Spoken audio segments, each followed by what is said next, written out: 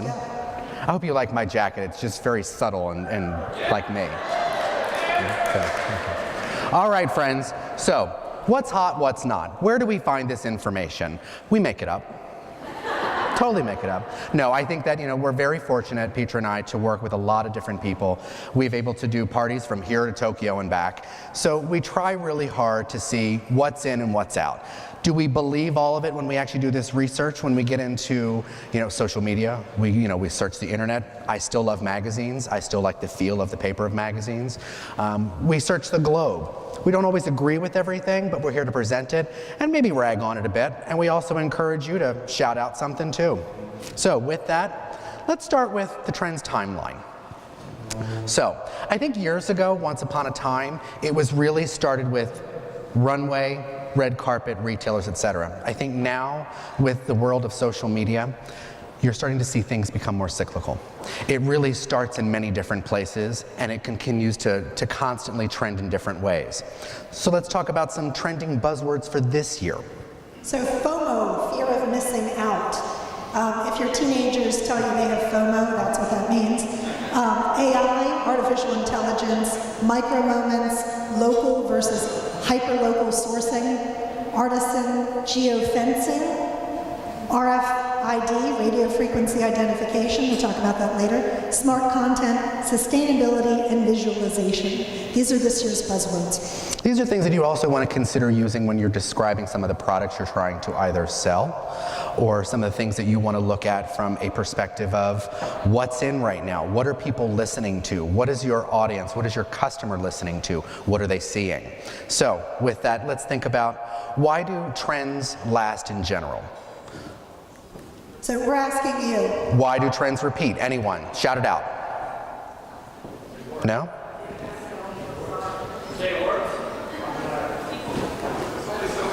Social media, friends. This is why things don't die. It's the pleasure and pain of Pinterest. So we all love it for inspiration. We all love it for content. We love it for searching images. But remember, it's for inspiration and not for copying.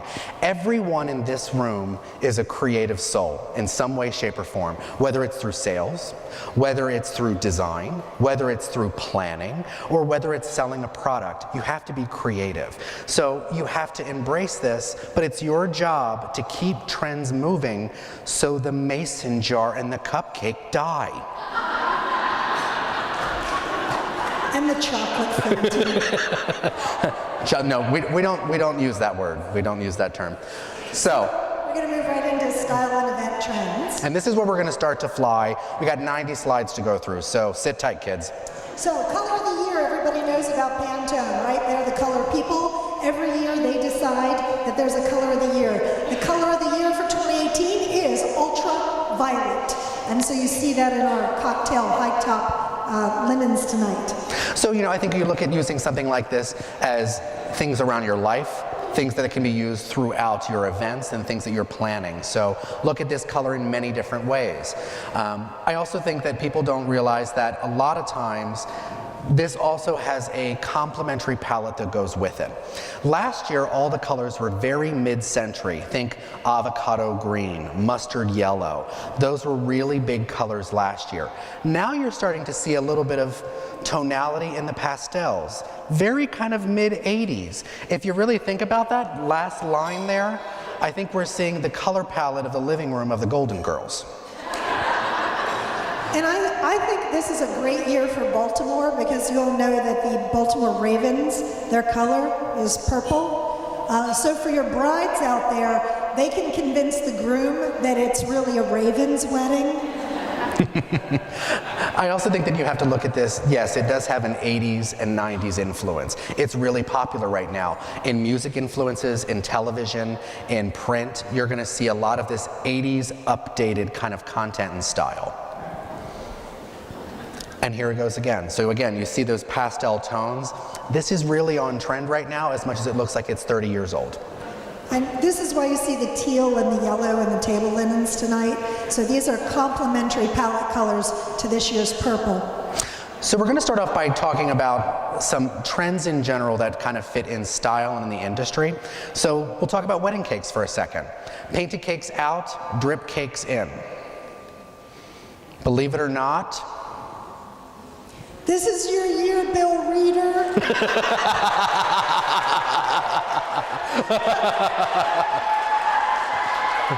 So balloons have made a comeback, big and bold and over the top. So this is not just your standard bouquet. This is a scenario where you're going to blow out a ceiling. You're going to totally do a giant wall, a step and repeat, a backdrop. Balloons are back. Oh, I hated macrame last year. Macrame came in and everybody got to their senses, and now it's out. Yay. But Just stringing me along. And marble is in. Has anybody been, I'm a giant Bravo fan. Anybody watching Bethany and Frederick? Yeah, Frederick loves marble. And he had a whole crisis moment when Bethany wanted to show him porcelain that looked like marble. So marble can be used in many different ways, and we're not just talking about the physical element as much as the pattern. So that swirl design, charger plates, fashion, table runners, signage backdrops. So look at it as a fun thing to play with when designing. Herringbone as well. So again, from tabletop to interior design, like tiling and flooring, to fabrics and wallpapers and textures. Herringbone's a pretty big thing right now. And here, this herringbone swatch of wallpaper, you see the mauve and the gray? Oh yeah, the 80s are back. Thank you for being a friend. So, 3 years ago, it was bronze. 2 years ago, it was rose gold. Last year, it was copper. Now we're actually seeing the merge. So we're starting to see mixed metallics. Yes, friends, it's okay to put a gold charger down silver flatware and a bronze vase. Not everyone may agree, but it is a trend. I actually had a client a couple years ago that told me I couldn't mix silver and gold balls on the Christmas tree displays. She was so wrong. So bar cards. I think we've seen a lot of this be a big trend. I think we also see a lot of it not being extremely useful in a large crowd. What I have been seeing, and I really love, are portable bars. Some of them are available in DC and Virginia. You're starting to see them pop up in Maryland. But it really kind of comes from that millennial camping thing that has become huge. And whether you know this or not, the company Winnebago is actually making money hand over fist right now. They are employing more people this year than they have in the last 25 years because the millennial generation thinks it's cool to go camping again. So just something to think about and embrace. It's cool to go camping, but I'm a really big fan of bringing the bar with you. Yes, but I'm also a big fan of room service, and that's my idea of camping, is the hotel without it. So I'm going to say, if you only remember one word tonight, it's flowers. 2018 is the year of flowers. Flowers in fabrics, flowers in food, flowers in your drinks. And floral patterns, I think, have made a big comeback. So you're seeing it here tonight, but you're also seeing a lot of this in saturated. They're actually calling it dystopian floral design, where it's dark, dark black backgrounds with big pops of color coming off of it. You can see it here where in wallpaper, in dress prints. We're also seeing from a flower concept, the round flower arch, I think is really quite lovely and unique for certain weddings. So just something to look at as well. So those dark, deep blush tones, almost dusty rose, and a almost tonal brown rose color. Those are all really big floral trends right now. Dusty rose is the way in the 80s that women told their husband it wasn't pink. You can also see, again, these tonality, but then you can see from the bouquets, the big bouquets, the trailing bouquets are in right now. Again, a very 80s concept that has become renewed. Geometrics are big, and again, simple concepts in greenery. Eucalyptus is actually big right now. Fringe. So this is one of Andrew's favorite things. Fringe chandeliers, fringe walls, fringe curtains as dividers. They take light and gobos really, really well. So I don't think fringe ever really goes away. It just has more of a moment. I think it's because I love it because I can't wear it. So, succulents out, pattern plants in. Oh, we got some claps on that one. Succulents have been in for about the last 10 years. This is time. Yep. It needs to be put in that mason jar, close the lid, put it away. So photo booths.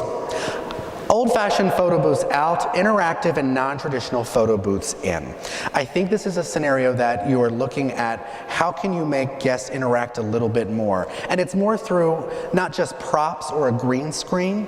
How can you make them a little more inventive? How can you make them brand aware? How can you make them, activate? So you see in the top right, that's actually a Tiffany ad where they actually created it out of neon so people could stand behind it. The Vogue one I think is fantastic where it's almost a shadow box so you become part of it. So this is new in New York. This is from Selfie. This is a photo booth that doesn't print out a photograph. It prints out your picture on a cookie or in the foam of your latte. And then you can really eat your face. Good. So you can find them online. They're in New York.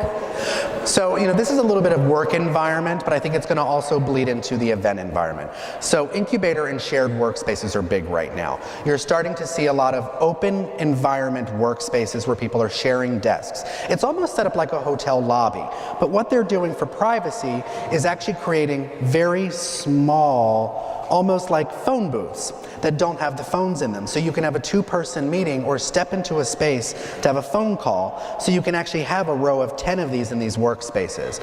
And you're seeing a lot of this become more trending on work environments. All right, so non-traditional spaces, they've grown by almost 4% in the last year alone. These are spaces like Be More Kitchen and Our House here in Baltimore, which you may have been to, as well as industrial spaces and warehouses. Not so much barns anymore, but more of the kind of the city living side. Unfinished spaces are really big right now. Even doing things like temporary spaces, where you're putting tent structures up in spaces that are not necessarily complete with HVAC. So those are very on trend, so you want to look for places that would not necessarily be considered your standard event venue, because you can bring it all in. The New Living Statue, we talked about this last year a little bit, and artist Natalie Fletcher, she does amazing work. It's great for branding, it's great for corporate events. It can make quite a splash in an environment where she can paint a person to literally match into the wall, and it makes a great selfie, but then also great photography. And then silent auctions. Silent auctions, they're being affected by the millennials. I love to talk about the millennials. Be nice. And the millennials are not so interested in stuff. So the silent auction that you went to, and there was the Persian carpet and the fur coat, that's out. But what's in are experience marketplaces. I just did an event, an auction a week ago, and they had a trip to go to Italy, and you learned how to make olive oil. They had a trip to Napa where you were spending time with the winemaker and learning to cook, taking cooking classes in the wine country. So those are the kinds of things that people are interested in now. They have enough stuff in their house.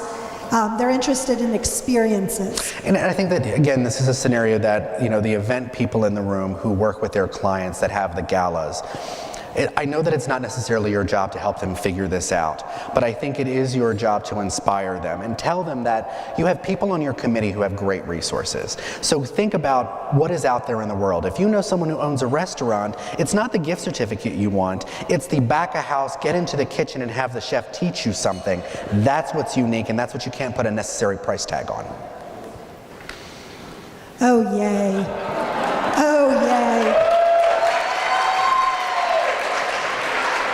So burlap, the mason jar, the barn wedding, dead to me. So it's interesting because velvet has always been considered a seasonal fabric. In this scenario, we're actually seeing it part of the spring line and summer collections for fabrics and textiles. You're seeing it more on sofas. You're seeing it in tablecloths, things like that. So embrace the velvet. Did you see Andrew's jacket? Yeah. So the barn wedding is out. So what's in this year? The barn wedding has transitioned into the bohemian wedding. Now, this is still a relaxed, laid-back, casual feel, but with a little bit more romance and a little bit more glamour. Blah, blah.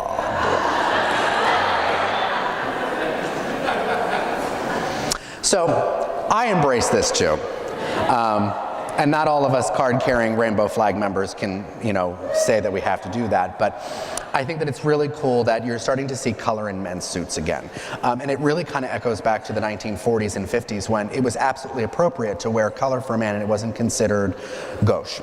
So you're starting to see grooms wearing plum. Burgundy is going to be really big this year. Emerald greens. So those saturated colors are actually a really big trend for grooms and weddings. So obviously this is my favorite part. So let's get into a little bit of locally sourced versus hyper-local. This is an app that actually was developed by a chef in Copenhagen who has a very famous restaurant, Noma, award-winning chef, James Beard award-winning. He truly believes that everything can be sourced within 20 miles of his restaurant, and he's accomplished it for years. Does anybody know what is actually considered locally sourced? How many miles? 100? 300. 300 is actually the answer. You can go up to 300 miles. Technically, it's 100 to 125 is considered local, but if you want to push it, it is under the guidelines of being able to advertise it 300 miles. What this is this is an app that is only available right now in Europe, but they're looking at developing it for the United States. It actually allows you to get on your app and see what food is around you that you can go purchase and cook with within 20 miles of your house. So it lists farmers, it lists growers, purveyors, all of those cool people that you know are within 25 miles. So if you want to have that challenge, hyper-local it. All right, so remember I said that 2018 is the year of the flower. So we're seeing edible flowers, microgreens out, flower power in. So edible flowers, pansies, roses, orchids, hibiscus. So this is all kind of based on not just necessarily dressing a plate, but to be able to eat it as well. So Korean barbecue out, Middle East feast in right now. So I think that we've seen Korean tacos, we've seen Korean barbecue. I think it's all still delicious. I don't think it's going away, but I think you're seeing the next wave of this is the Middle East feast.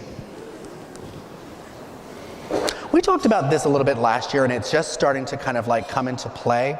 And you're now starting to see more purveyors of vegetarian and vegan products that have the look, feel, and taste of, well, meat. So this one product here, the Impossible Cheeseburger, it is a branded, registered, you can order these. And it is made from plants. It has a beet juice dye in it, so it gives you the look and mouthfeel of actually biting into a medium rare burger, but it is designed in a way so it actually has that texture. And it's quite impressive, I gotta say.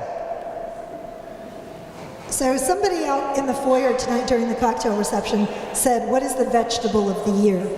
So goodbye cauliflower, it's mushrooms. This is the year of the functional fungus. So this is really based on not just from a food perspective, but also from a medicinal perspective.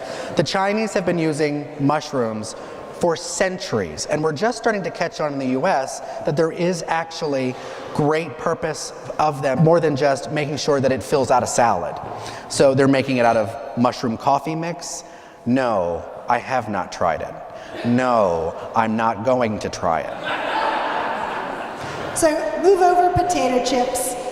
This is something that we've been seeing come in for a while now, but forager chips, plant chips, when they're pressing all of those great juices for you, they end up with all this pulpy product, and they take that and they dry that and they're making chips. So this is that root to stem concept where nothing is wasted. We get the juice out and then we make chips out of the pulp. They're really good with dip. So as a foodie, I find this fascinating. So this is actually vegan tuna made from tomatoes. What I find interesting is that chefs are putting forth the effort to actually play with the molecular makeup and the texture and the taste. So Does it make it right? Does it actually taste like tuna? I don't know the answer to that, and the jury's out. But I do find that you're starting to see a lot of chefs start to really play with their food and find new ways to reinvent how vegan and vegetarian food is presented. I also want you guys to keep in mind that really the push for the next 5 years, and you're going to see this in the food industry, is to try to scale back from actual animal protein and really focus on plant-based protein. So chefs are going to have to get creative to make sure that the plant becomes the main course and not necessarily the animal becomes the main course. Am I a vegetarian or vegan? Absolutely not. I will eat anything that's put in front of me, obviously. But with that said, I think it's something that it's worth embracing and looking into. There's really some great science behind it. So moving along with plants, the sales of plant-based milks are up 35% in the last few years. This is such a threat to the National Dairy Council that they've actually put forward bills to outlaw what you can or can't call milk because they're so threatened. Almond milk is leading the pack, in case you want to know, followed by coconut, pistachio, soy, pecan, and cashew milks. So I think that the nut milks and the rice milks and the soy milks are here to stay. And again, it's people that are interested in their health. So again, from a chef's perspective, it's learning how to use them and how to cook with them. You're going to see a lot more of that, especially even in this presentation. So probiotics out, wellness drinks in. Why? So I think the jury's still out about what probiotics can actually do for you. Whether they help to cleanse your system, cleanse your soul, whatever you want to call it. There's really not a tremendous amount of proof that doctors can agree on that say that this is actually something that's really going to work for you. And it's going to take time to see it. So we're now starting to see retailers get into wellness drinks, things that make you feel good, things that need vodka. A lot less Jamie Curtis on TV talking about her stomach. That's right. So turmeric has had a really good run for the last 2 years. Now we're seeing moringa, and when I first saw it, I thought, oh, this looks a lot like matcha from the green tea. Moringa looks a lot like matcha, packed with antioxidants, 7 times the amount of vitamin C than oranges. So, but what does it taste like? It actually doesn't have a lot of flavor to it, and it has incredible dietary, benefits to it. I think it also has a great intense color, and again, I think the proof is in the moringa pudding when it comes to vitamin C and calcium. All right, so every year we turn to our friends at McCormick to say what's the annual flavor forecast. So they're really turning to Japan and Africa. And what they're focusing on is the flavors, but then also how the food is presented. They really see the tapas movement going global, and I think every culture has their own bar food or finger food. And that's what they've really focused on here with those flavors. So tiny bites with big impact flavor. You see that in East Africa as well. So Tanzanian barbecue, Ethiopian spice blends, all of those big, bold flavors that you can use either as a sprinkling for flavoring or you actually use it to cook with. Same with, again, the handheld scenario, the street foods, the small bar foods, how to reinvent steam buns, gyros, mitarapas, and egg crepes. Again, all that finger food. Okay, yay. Death to the Starbucks unicorn frappuccino. Again, if it's one thing I can embrace, it's the rainbow. I just don't need to eat it. But here's what's even more bizarre. Goth food is in. So, they're calling it goth food because it has a carbon or charcoal antioxidant property. So they're using it to actually create buns, ice cream, waffles, all kinds of food products that are black and has a very interesting flavor. I think that I prefer to see my steak on top of the charcoal cooking it more so than actually eating the charcoal itself, but it's a food trend, folks. So charcoal, activated charcoal is also rumored to be a hangover cure. So you may want to try it. They're using it in pizza crust. So hangover cure, pizza, cheeseburgers, this all goes together. So, I think that, again, this is a scenario here with foodie Instagram kits. A couple of years ago, when this started to become a big fad to take pictures of your food, you had a lot of very high-end chefs not very happy about it because they were afraid that people were going to steal their ideas and their concepts, and you weren't going to be able to be the top dog anymore with your creativity.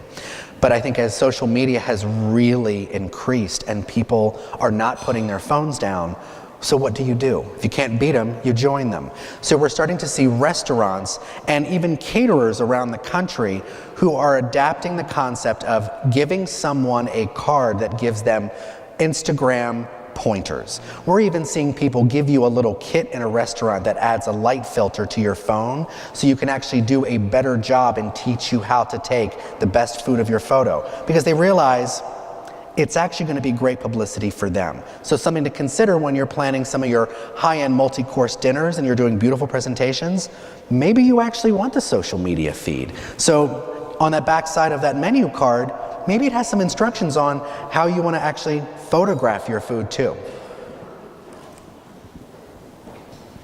Okay, so the poke bowl is out and seaweed tacos are in. So I think this is interesting, but again, it's grains and raw fish, just in a different service vehicle. So it's kind of reinventing that wheel. How can you, again, in a handheld food world, in that snack food concept, to take that poke bowl and make it something that you can actually hold without the bowl itself? Okay, casual food out.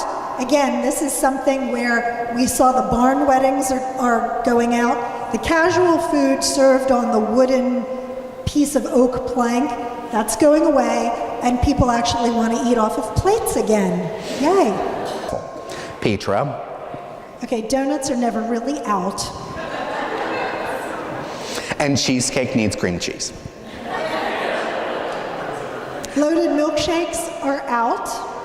I know some of you are very sad, especially those of you that put bourbon in your milkshake. But it's okay, we're moving to gourmet self-serve. What I love about this is that you can have a world of fun with soft serve. It's easy to execute from a caterer and restaurant perspective because you can take the machines anywhere and create your own mixes and formulas. But then I think you can also have a lot of fun with the toppings. So from caramel to nuts to all kinds of crazy things. We've seen them done where it's, bourbon and chocolate gummy bears that are put on it too. So like you can really go outside the box and have fun with this and make it a really fun interactive bar. So we've talked about this a little bit in the past, 3D printed food. It's starting to now become available to the masses. I won't get into it much because there's a tremendous amount of detail behind it, but it is getting to a point where you can start to make candy, cookies, different kinds of forms for salads that you'll now start to see available at events because the machines are starting to crank out for events, and it makes a great interactive food display. All right, Hi. cannabis cuisine. I love Baltimore. So thanks to Denver, Colorado, and parts of California, cannabis tourism is becoming a thing in places where marijuana has been legalized for recreational use. And with that come the edibles. And with that come an interest in, well, we have edibles and we have gummy bears, but what else can we do with it? And what does it taste like? And can we have a 4-course meal? And is it good? Who cares? You won't remember it. I think DIY food stations are still a trend depending on how they're done. So the really cool salad bar. I think that I've seen this in where you're able to pick out your own ingredients. It's like creating a Nally Fresh specifically for an event. It's colorful, it's fun, it has great impact, but it also lets people to kind of play with their food a little bit. So now it's my favorite section. So drinks, beverage, hipster bartender out. Hello, robot bartenders. So Andrew is really excited because he got to do his first event with robotic drone servers that flew in with appetizers and hovered, and you took your bite and then it went off to the next people. So this is coming. They're already being used in hotels to check people in, to bring you towels from housekeeping. And to make you a delicious cocktail. Colas are out, sparkling beverages are in. As a matter of fact, Coca-Cola has been so hurt by sparkling seltzers that Diet Coke just relaunched. This is available. Has anybody seen the new Diet Cokes? They are in your local grocery store already. This is to compete with the LaCroix flavored waters. However, the flavors that they picked are so similar to Budweiser's Lime-A-Ritas and Cran-A-Ritas, they actually sent Diet Coke a little thank you note because it's very, very similar flavors.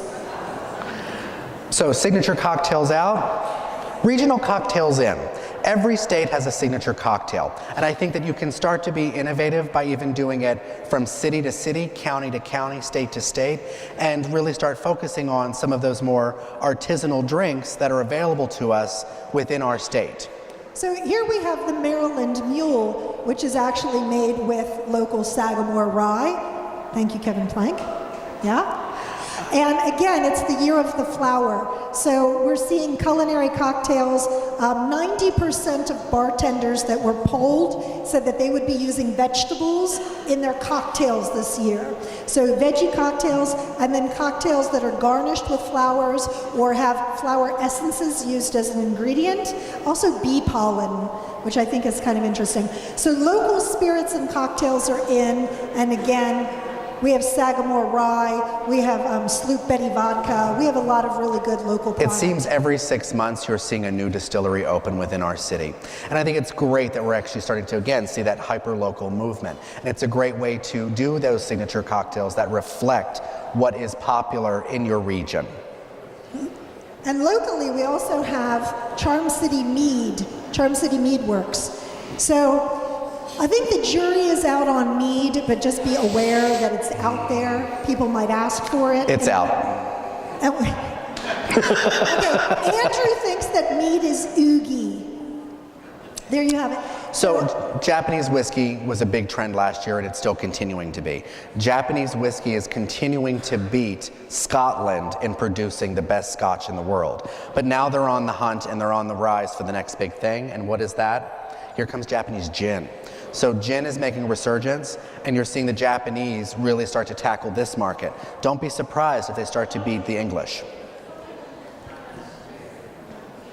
All right, so for the last 2 years, we've seen tiki cocktails. I love a two-handed cocktail. I love tiki cocktails. However, anything that can be done can be overdone. So this is the year of overdoing the tiki cocktails, and they're going over the top, they're getting bigger, they're getting crazier. This tends to happen right before something goes out. So enjoy the tiki cocktails this year. They're bigger and crazier than ever, and we're probably going to be back here next year to tell you that we're over it. All right, and then going into beer, a lot of fruity beers, sweet beers, sour beers. I think we're finally done with IPA, and we're moving into some more interesting flavors, thank God. But I think getting into beer, you're going to see that there are now over 6,000 breweries in the United States. And you're starting to see them climb everywhere. And I think it's a great thing, again, from a local standpoint. In Baltimore County and City alone, we have 1, 2, 3, 4, 5, 6, 7, 8, 9. And I'm probably missing a few that opened last week. So, if you watch Summer House on Bravo, you'll know that rosé was a big deal last year. Rosé's out, but premium rosé, the level of the rosé is rising. So now we have premium rosé from France. So no more cheap wine, folks. Speaking of which, canned wine was making its appearance last year. It's out. It's being pushed out by red blends. And the fact that it's ooh gross.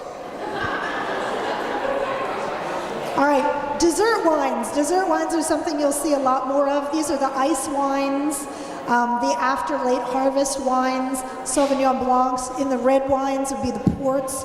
These are your dessert wines that go nicely when you just need that little something to go with your dessert.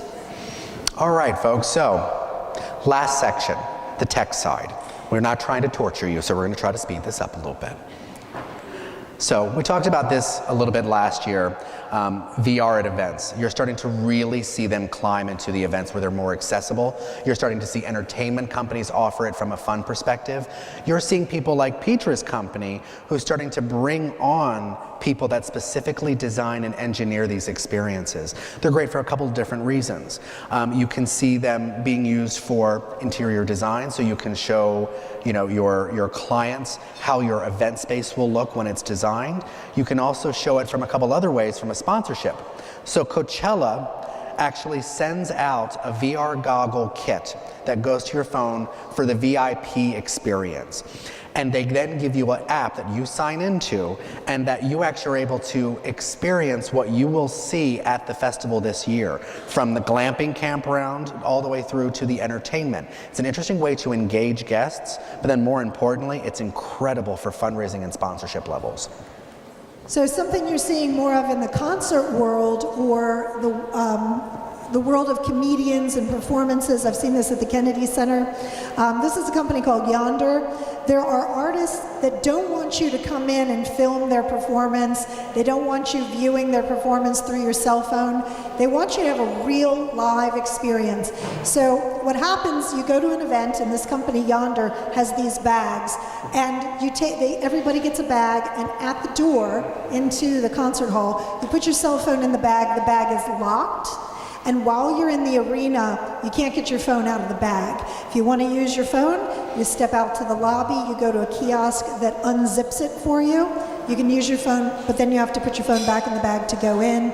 At the end of the night, you get your phone back out of the bag. So I think this is interesting from a content-driven experience, but also think of it from the artist's perspective.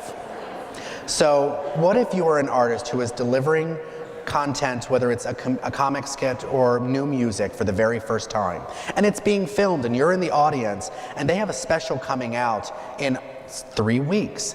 Well, if all of their content has been already posted online, what's the incentive to actually go ahead and watch that special and see that artist deliver that experience they've planned for you? So it's an interesting take on keep your phones off.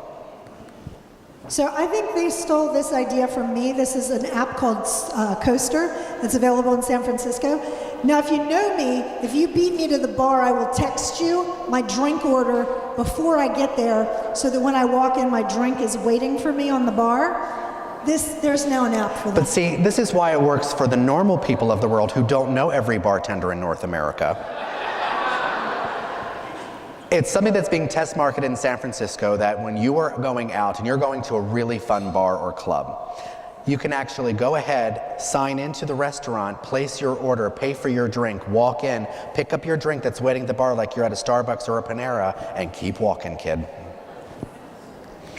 On the event side of things, you're starting to see Fastbar. And this is, again, radio frequency ID, RFID, that you will get a band at an event, especially if it's a cash bar, beer, wine, drinks, whatever, cut down on the lines because you have that fast bar. You go up to the bar, you get your drink, boop, paid for, done, tipped, keep moving. No credit cards, no cash needed. You can do it all ahead of time when you register at the event.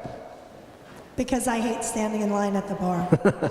These bracelets are starting to become also very popular again in festivals and events. So think it from the festival side, it's great to be able to go up to a kiosk, scan your tag, and so you know exactly what you've signed up for or paid for or what concert you want to go see, because before you got there, you actually went ahead online and figured out, I want to see this person, this person, this person, this person. You don't have to bring a schedule around anymore because it's all built in right here. Same from a conference standpoint. Any conference planners in here always want to have the most successful conference. And the best way to do that is to track who comes to a session, who leaves a session halfway through. When someone wears this band, it keeps them in contact constantly with your network. So you know how many people showed up, how many people stayed for that entire thing, or who walked in and went, this is the wrong one, and walked right out. Not that that ever happens to anybody's sessions who left. So if you know me, you know I have a lot of rules of events. One of my rules is the 3 pains of events are the 3 Ps: peeing, power, and parking. If you miss one of those, your event is going to be a disaster. So now we have new porta potties that flush, vacuum toilets. Oh, thank goodness. This is going to revolutionize the festival world. A quick touch on FOMO, fear of missing out. And we say this because this is something you have to embrace with your events. The millennial generation is constantly worried they're going to miss something, so that's why social media will keep them in the loop. So all of your events, anything that you do from a business standpoint, from an event promoting standpoint, down to the advertising of what the event is, you have to embrace the social media because that's what keeps it going. And in the media, you will all recall what happened this fall in Las Vegas. Not just having a rain plan anymore, but having a security plan is going to become more and more prevalent. And how do we get people out of a place? How do we get people to safety? So this is your rain plan to the next level. This is having a security plan. Where are your security kiosks? Is there barriers set in place? Where do you need to go if something happens, from first aid to an emergency scenario? With that emergency scenario in mind, as much as we hate to think about it, we really need to think about, are our people, are our employees, are our staff understanding how to deal with a crowd management situation. So Maryland State, every state has this, and it's offered, that you can go online to Maryland State Police and they actually have a program that you can fill out online, and you can get a certificate that you have to answer certain questions to make sure that you and your staff and your team know what to do in case of an emergency. If you have a scenario that you could end up with a stampede of 1,000 people, you want to make sure that your staff is prepared to be able to direct people. Before you get into that building and the first guest arrives, you already have a plan in place to make sure that everyone in that room is safe. And this is something I highly encourage everyone to look into. It's either free or $20 to $30 depending on what county and what city you're in, but definitely look it up. It could potentially save a life. And while we're talking about technology, here comes the advent of event bots. These are automatic little bot apps that tell you everything you need to know about the conference that you're at, when your breakup is coming, when the reception is starting. Because everyone needs another text message while they're sitting in a conference. This is something that I've done as well, touch technology. So not just the VR glasses, but being able to take a virtual online tour with touch screens. I think this is starting to replace what we know as the poster session for medical conferences. Let's put it up on a touch screen. Let's make it a little bit more interactive and a little bit more interesting. So the more interactive you can be, the happier people are now. Just a quick touch on drone technology. I think that we saw it in the Super Bowl a couple of years ago. And then did everybody see the opening of the Olympics this year when they had the white lights, the white drones that then turned into a skier over the ski slope? That was all drone technology. I think that it's slowly but surely becoming more accessible. A couple of years ago, you had to have $1.5 million to even touch something like this from a grand spectacle. I think now it's starting to get down to like 800, 900,000. Ooh, what a steal. And for Andrew, that's a steal, that's a budget, that's on sale. It's a discount. But I think that you're going to start to see more of this as time goes on, and interactive drones throughout events. So just keep an eye out for it and try to push it if you can. So I think we've all seen projection image mapping on buildings, especially here in Baltimore, Power Plant Live during the holidays. This is a slide we showed last year, but we're in love with it so much we brought it back this year. This is projection mapping on trees. As of last year, we'd only seen it done in Asia, and we're really looking forward to seeing this at a tree near you. So the last thing we want to talk about today is asking the question, why? So everyone in this room, like I said from the very beginning, is a creative person who wants to make sure their clients walk away with the best product possible. But it's okay to ask, why do you need that product? Because you want to actually dig in and dive and find out, what does that person truly need? Do they need a sea of round tables when they probably would be better with a reception? Do they actually really want a cocktail party, but they think that that's what they need because that's what they've always been told? Does the bar always have to go in the corner? Probably not. Well, why does it go in the corner? Because that's where we always put it. So why not put it in the middle of the floor? So I encourage you to think outside the box, to think creatively every day in every job that you do, and ask why, because that's part of the fun of why we do what we do, so we're not doing the same thing every day. And that's what we find. What's hot and what's not. That's right. So now thank you.